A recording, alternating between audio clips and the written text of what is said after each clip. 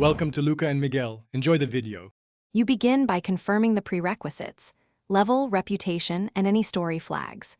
Once done, gather the starter items, map fragment, 2 keys, quest token, because they unlock the first node. Go directly to NPC X at 0900 in-game time and initiate the dialogue.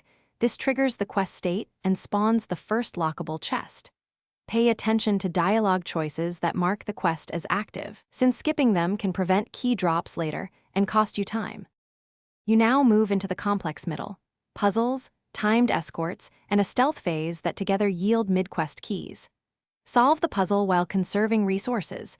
Use 1/2 speed or a time freeze consumable to buy precision during timed sequences. During stealth, stick to shadows and avoid detection timers. Getting spotted often resets key progress. Make sure to activate relay points as you clear areas, because those resets spawn timers, and guarantee the key nodes will reappear when you backtrack. You finish by returning to the final chamber and combining the collected keys at the altar. This assembly opens the master lock. Then complete the boss interaction cleanly. Avoid stun or silence interrupts, because interruptions can abort the reward. Once the door opens, claim the story quest key and confirm the quest flag updated in your log.